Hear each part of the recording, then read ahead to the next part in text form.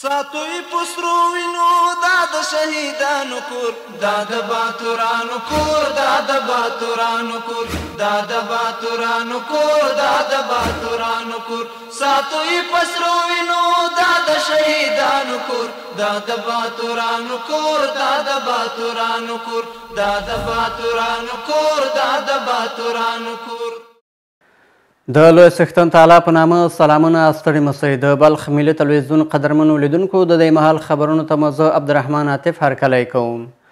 د بلخ ولایت د مالدارۍ او حیواني روغتیا امریت د دغه ولایت د یو شمېر ادارو په همکارۍ په تیرو شپږو میاشتو کې له مرکز مزار شریف ښار او ولسوالیو څخه څه باندې 6,000 بوتله تاریخ تیره درمل له راټولولو وروسته وسوځول. د یادې ادارې مسؤل دغه راز د بلخ ولایت له سوداګرو او درمل پلورونکو څخه وغوښتل چې د ورته غیر معیاري درملو له واردولو او پلور څخه ډډه وکړي.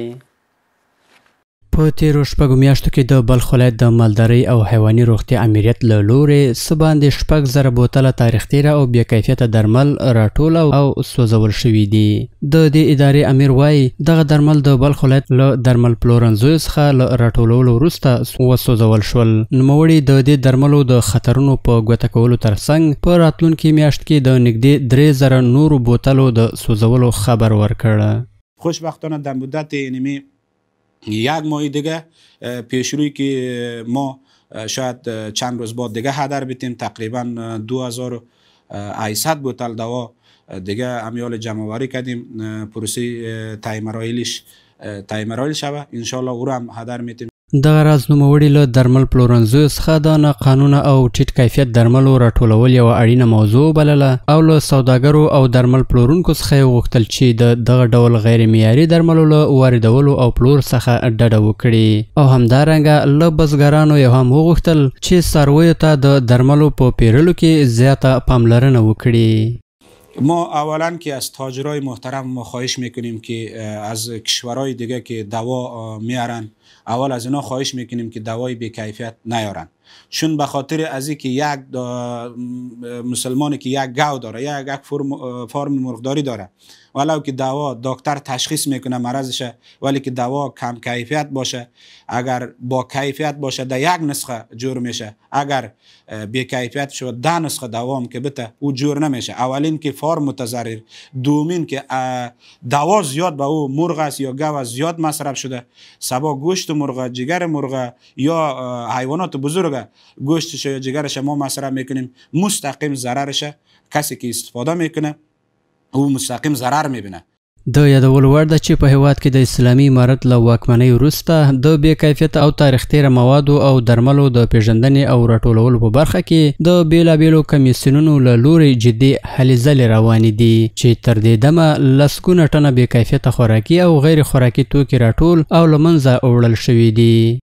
په بلخ ولایت کې د ښاري او مسافروونکو وسایطو فعالیت د تیرو وختونو په پرتله اوس په مقرراتو برابر شوی.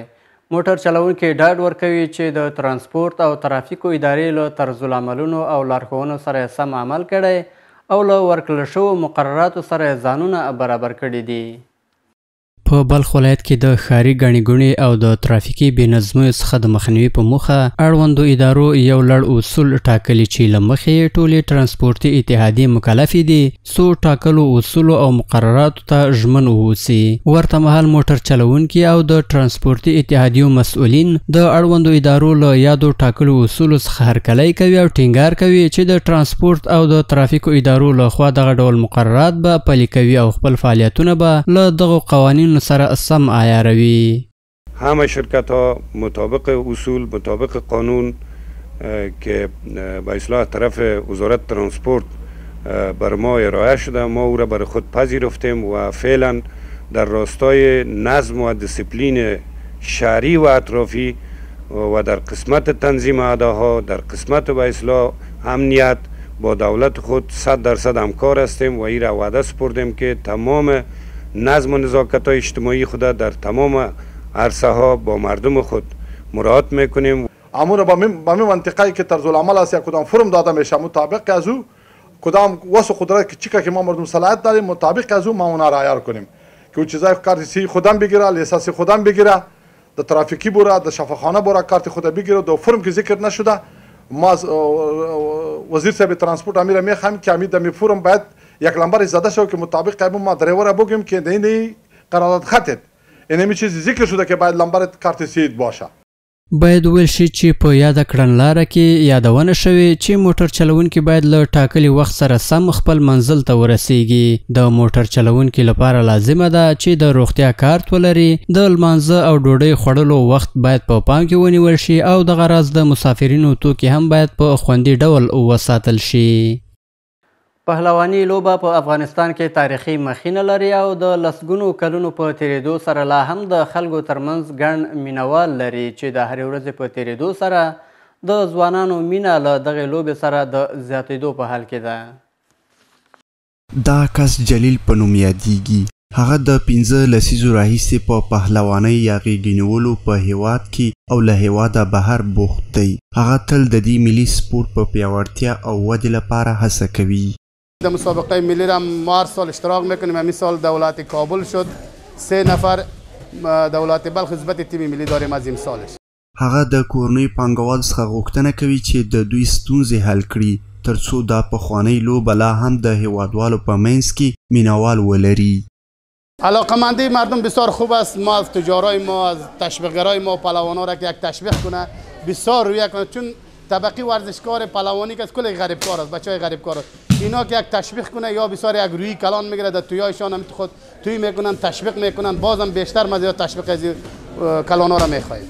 همدارنګه د پهلوانۍ یا غېږې نیولو لوبې ځینې ځوانان وایي چې د دې لوبې مینوال د پخوا په پرتله زیات شوي او د بلخ ولایت اوسیدونکي د نورو لوبو څخه پهلواني یا غېږې نیولو ته لومړیتوب ورکوي.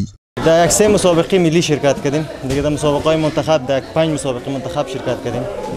انشالله نتیجه قناعت بخش گرفتیم از خودش. علاقمندی جوانا بیشتر زیاد شده. در اواخر در تقریبا 3 سال و 2 سال بسیار زیاد شده ماشاءالله.